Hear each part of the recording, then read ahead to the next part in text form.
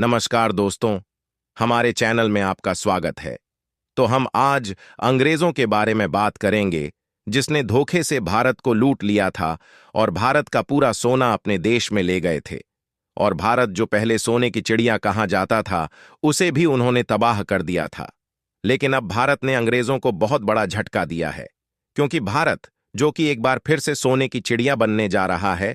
और अब कुछ लोगों को यह मजाक लग रहा होगा, लेकिन अगर आप इस वीडियो को पूरा देख लेते हो तो आपको भी विश्वास हो जाएगा कि अब भारत फिर से सोन की चिड़िया बनने जा रहा है। तो दोस्तों, पूरा अपडेट क्या है, इस वीडियो में जानते हैं। Reserve bank of India RBI ने हाल ही में 100 टन सोना ब्रिटेन से भारत मंगाया है। भारत का यह सोना बैंक ऑफ इंग्लैंड में रखा हुआ था। अब आरबीआई ने इसे मुंबई और नागपुर के ऑफिस में शिफ्ट कर दिया है।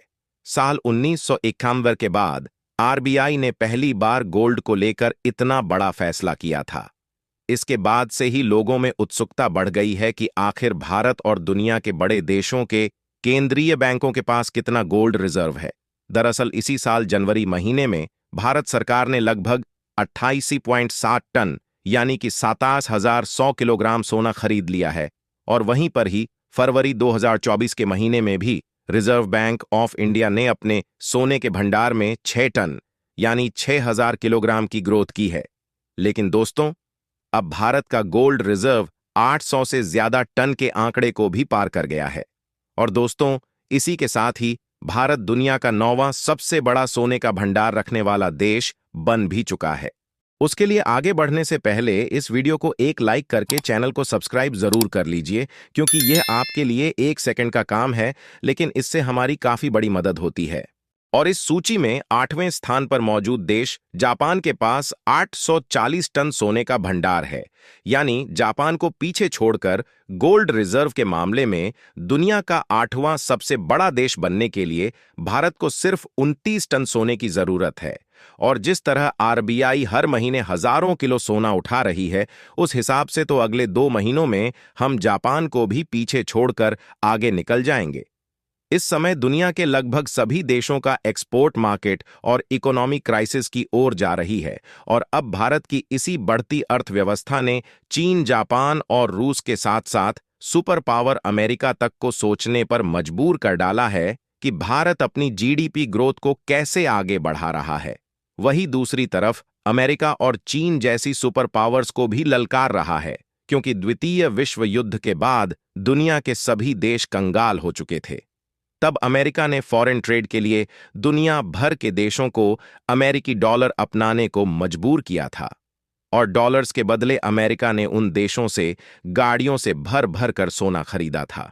लेकिन 21वीं सदी में जब अमेरिका के गोल्ड रिजर्व कम होने लगे हैं, वहीं भारत अपने दम पर हर महीने कई टन सोना खरीद रहा है। इसके अलावा 75 साल पहले सबसे गरीब माने जाने वाले देश भारत की जीडीपी भी आज आसमान की ऊंचाइयों को छू रही है, जहां 3.3 ट्रिलियन डॉलर की जीडीपी के साथ भारत जीडीपी के मामले में दुनिया का 5वां सबसे बड़ा देश बन चुका है, जिसके आगे अमेरिका, चीन, जापान और जर्मनी जैसे देश हैं।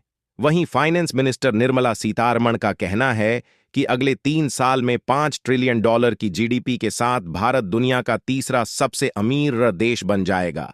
इसी से यह बात मालूम पड़ती है कि भारत इकोनॉमिकली कितना ताकतवर बनता जा रहा है। और वह दिन दूर नहीं जब भारत अमेरिका को भी पीछे छोड़कर दुनिया का सबसे ताकतवर देश बन जाएगा। जहां ब्रिटेन के पास सिर्फ 300 टन से भी सोना है, वहीं पर ही भारत के पास 800 टन सोने का भंडार है।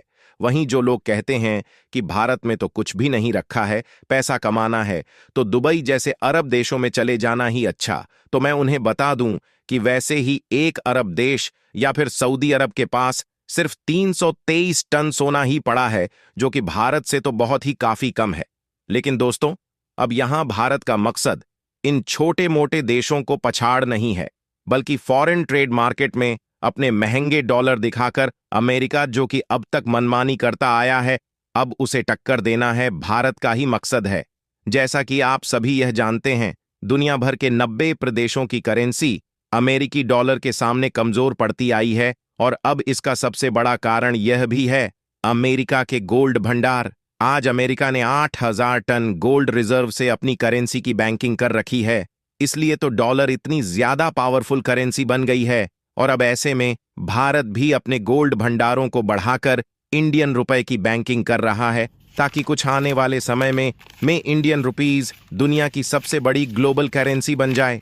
और अब आपको बता दें कि भारत के सोने के भंडार को देखकर कई देशों ने इंडियन रुपए भंडार को देखकर कई देशों ने इंडियन रुपए को ग्लोबल करेंसी की तरह ही इस्तेमाल करना शुरू भी कर दिया है।